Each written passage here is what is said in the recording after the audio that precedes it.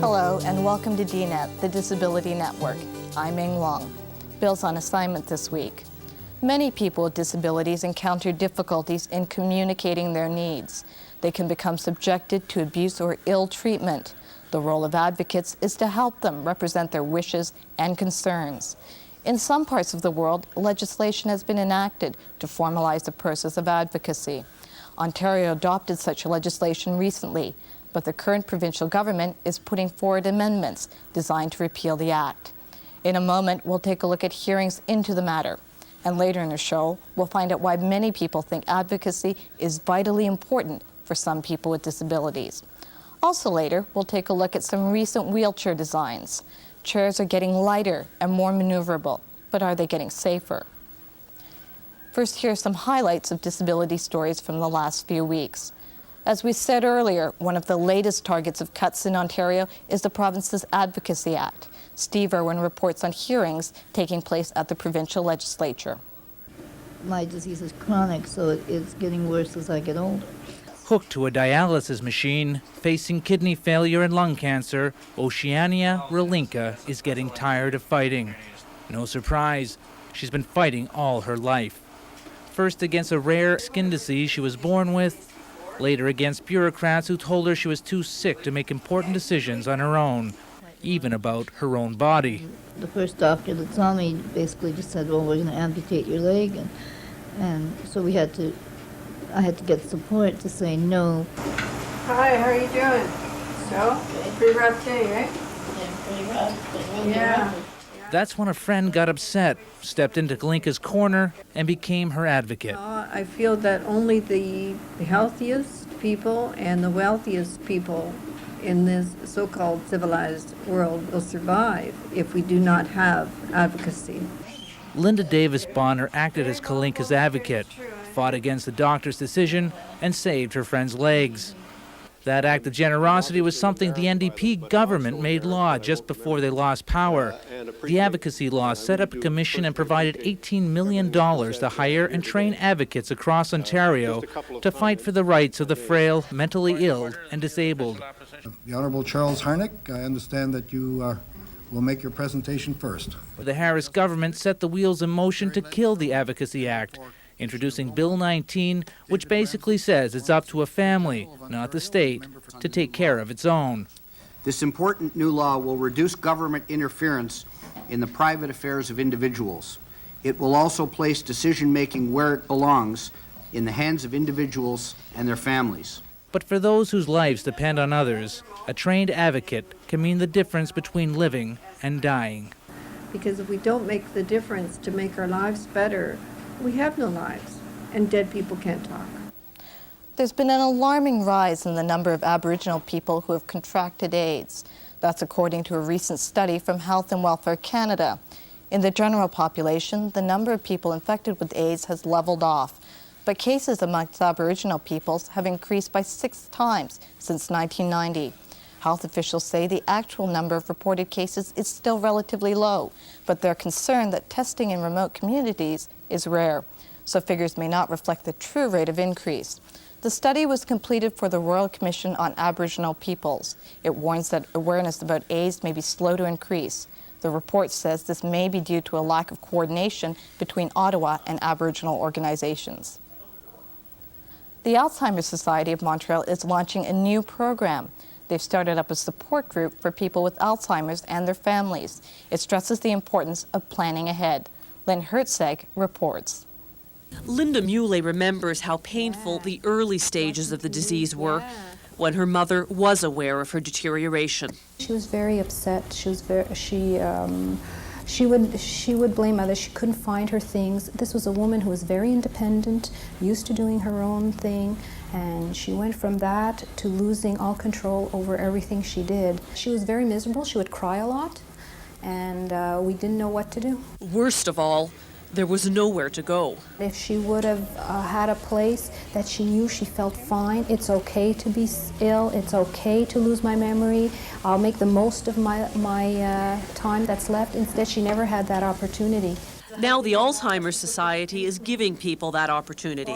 It is in the early stages of the disease that the foundation for support systems should be laid. Yule, a volunteer, along with a social worker, are starting a support group for people in the early stages of the disease. Later, they're not able to process as much information. They don't really understand. But at the beginning, when so much is negative in their lives, it stresses the positive, what's left. For Alzheimer's disease, we've been doing in the past years, coping with crisis when they get lost, when they get out of hand, when they need institutionalization. Now it's a step towards planning prevention. Bye. It used to be almost impossible for people who use wheelchairs to travel long distances by bus. But things are changing. Bus lines are starting to offer wheelchair-accessible coaches for certain destinations. Greyhound Lines of Canada is one such company. They recently added 14 buses to their fleet of 10 accessible vehicles. People who want to travel on one of the 20 accessible routes must make reservations a day in advance.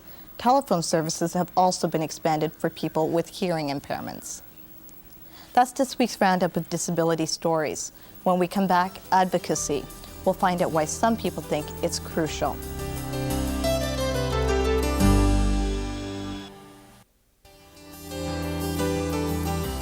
This program is brought to you in part by the Royal Bank of Canada, serving Canadians for 126 years, one customer at a time.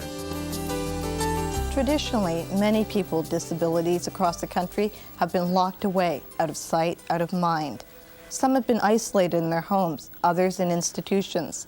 They've had very little control over their lives and been subject to the decisions of others who do not necessarily have their best interests in mind.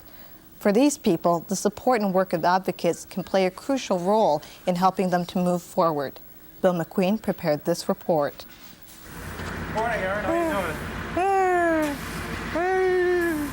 How's things? Like most people, Erin Shelburne has dreams. And he's been working to make them come true. Last September, he left a home for disabled persons and moved into his own apartment, a dream which came to be and ended more than 30 years of living in institutions. Now he wants to perfect his ability to advocate for himself and for others like himself. What did you do this weekend? Because of cerebral palsy, Erin can't communicate through spoken language. He's set out to improve his communication skills. He's learning more about talking computers, and he's improving his writing and spelling at a program offered at a local community college. You're educating everyone here, Erin. What kinds of things do they want to change? Brent? Erin uses a board with bliss symbols and words, numbers, and the alphabet to develop a precise method of communication. L, I, F, E. Naomi Mori has been a friend for 7 years. She's a member of Erin's support circle. Erin has no difficulty conveying what it is he wants to do, and he certainly is excellent at being patient and giving me time and repeating and rephrasing what he's trying to convey to me. He's very aware of what he wants, and he's very firm. I learned very quickly to admire his ability to focus on what he wants for himself and for the disabled, non-speaking disabled population. What made you want to go to college, to go to community college? I need to learn how to read more and to write more. What would you like to write about? I want to help non-speaking people when they have a problem. So I need to go to school more so that I can learn to spell more and to read more. So I got the idea. You'd like to be an advocate.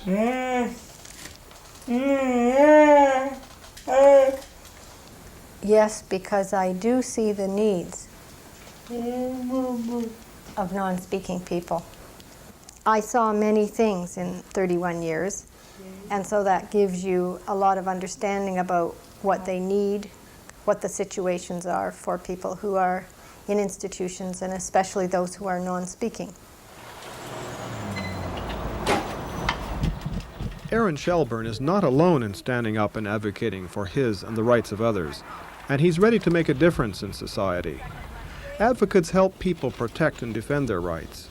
For more than 20 years, many persons with disabilities have taken up advocating for human rights, respect, and inclusion in society. During those 2 decades, people in Ontario fought to have a strong system of independent advocacy services. Services created to obtain and protect rights of people with disabilities and vulnerable persons. Pass it now, keep it strong. Pass it now, keep it. Father Sean O'Sullivan's report in 1987, You've Got a Friend, to the government of that day, urged for such public advocacy services to be enshrined in law. The ultimate goal of the advocacy model which we're recommending is to empower more and more individual Ontarians to take charge of their lives, make their own decisions, and have their wishes fulfilled. Finally, in 1992, a law was passed which established the Ontario Advocacy Commission. The purpose of the commission was to establish a system of independent advocacy. I, Michael D. Harris, do swear that I will be faithful. But now, with a new government of the day, the political climate has changed, and the Harris government has proposed legislation which would end the Advocacy Commission. 9 years later, all the problems that Father O'Sullivan identified are still there. What's changed is that the number of vulnerable people has increased. In 7 months, we have seen our rights go down the drain. But before the Harris government can change the law, public hearings are being held this month across the province. They're being conducted by the Justice Committee members from the Ontario Legislature. Many people are speaking in support of the concept of advocacy developed by the community of disabled people and seniors over many years. Remember that the vulnerable people we are talking about cannot speak often, cannot be heard, and we've just handled a case where a physician in a group home was found guilty of sexually abusing a number of young men with disabilities. There have been reports of abuse over the years. The only reason our client was willing to continue was he had an independent advocate based in his hometown. It took him months before he was willing to talk to us, let alone lawyers at a college somewhere far away. We take serious issue with those who have said that advocates exercise power over vulnerable persons. That is not advocacy. That would be a clear violation of any ethical standard for an advocate. It works the other way around. Advocates take instructions from vulnerable people. The non-speaking are not mentally handicapped. Aaron Shelburne also attended the hearings to speak on behalf of the non-speaking community. He spoke of the benefits of advocacy. I moved into an apartment.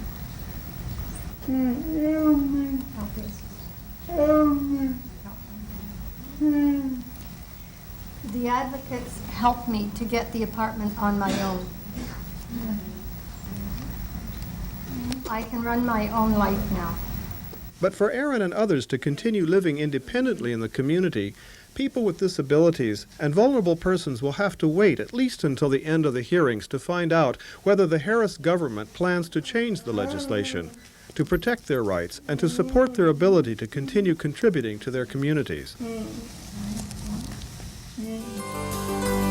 When we return, the latest in wheelchair design.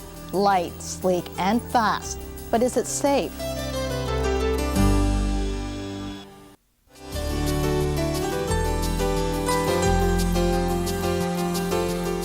For many people who use wheelchairs, taking the occasional spill is all part of life.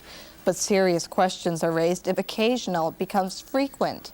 The type of wheelchair can make all the difference in preventing accidents. Now a researcher in Nova Scotia is studying how wheelchair design is linked to safety. Linda Kelly reports from Halifax. Dr. Lee Kirby spends many hours in this research lab in the Nova Scotia Rehabilitation Centre, studying the way wheelchairs are designed and trying to make them better. And he has reason to believe there is room for improvement. In 1992, he questioned nearly 600 manual wheelchair users in Nova Scotia. He wanted to know how many of them had tipped and fallen from their wheelchairs. To our surprise, almost half of them had experienced an injury due to a tip. Injuries ranged from minor scrapes and sprains to more serious injuries. About 50% of the injuries were to the head and neck area. Dr. Kirby says data collected in the United States over a 15-year period is even more startling. And we found 770 deaths that were related to wheelchair-related accidents over that period. Prior to that study that we published back in 1990, I believe, there were only 1 or 2 fatal accidents in literature, so we were astounded to find 770. And that worked out to about 50 deaths per year that were due to wheelchair-related injuries. Of those, 75% of them were related to people tipping or falling out of their wheelchairs. Spencer Bevan-John is the editor of Ability Network magazine. He's been using a wheelchair for 7 years. When I read Dr. Kirby's study the first time, it made me sit down and think about how many times I had come out of the chair, and I think I thought of a dozen incidents without even thinking too hard.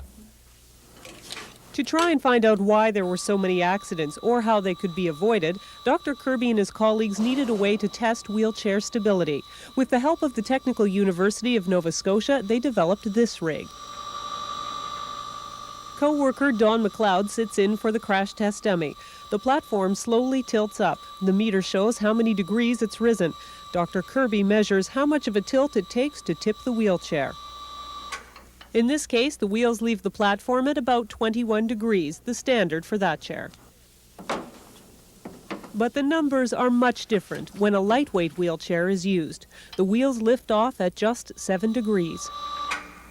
Lightweight wheelchairs, from the perspective of rear tipping accidents, which was always studied at that time, were much more likely to go over backwards when the user leaned backwards or zipped up a curb or a small incline.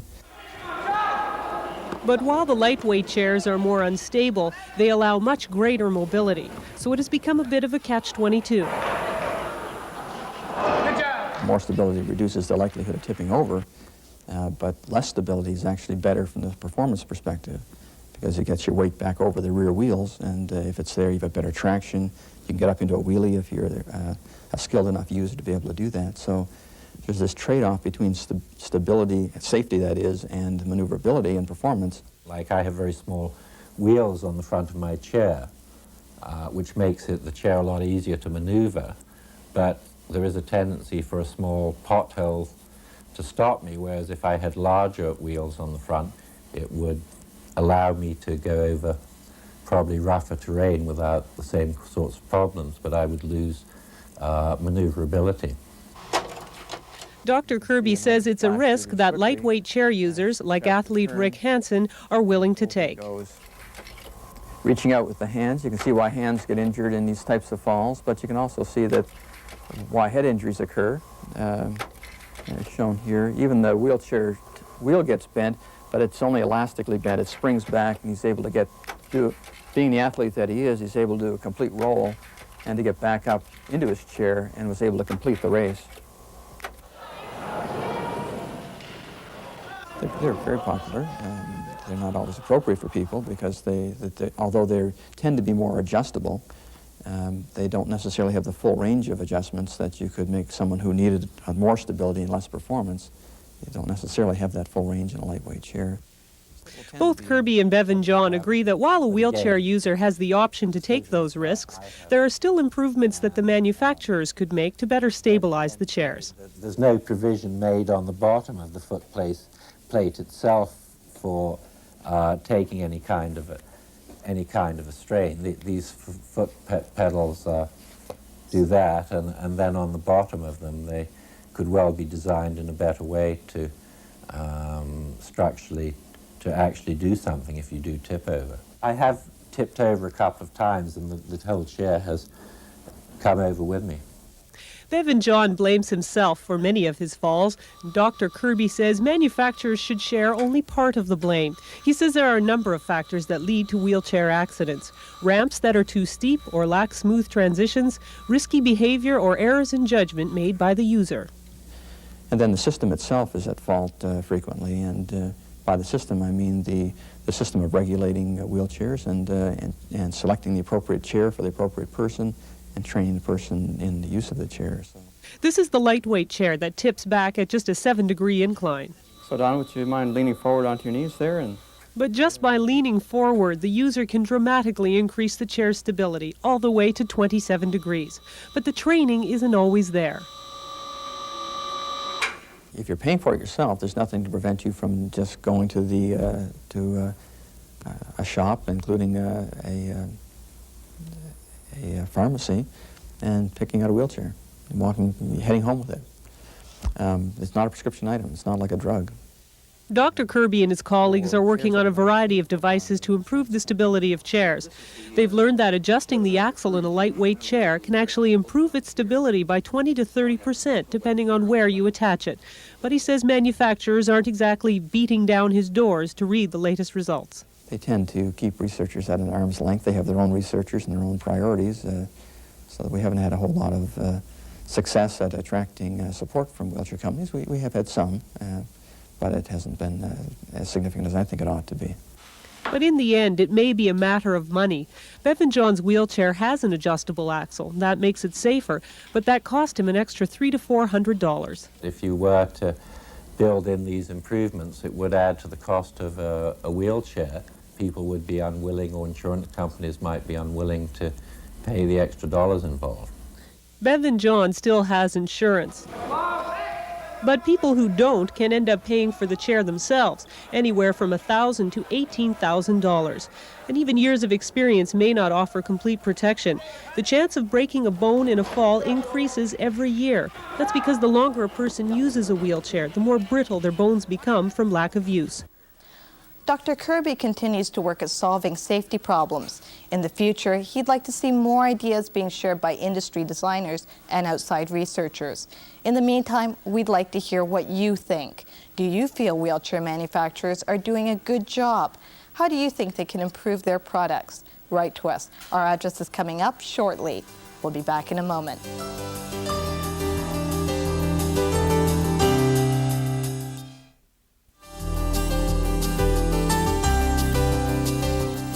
And that's our show for this week. Remember, we'd like to hear from you. Write to us with your comments and story ideas. I'm Ming Wong. See you again next week. You can write to us at Disability Network, CBC Box 500, Station A, Toronto, M5W 1E6. That's Disability Network, CBC Box 500, Station A, Toronto, M5W 1E6. You can fax us at 416-205-3399. This program is brought to you in part by the Royal Bank of Canada, serving Canadians for 126 years, one customer at a time.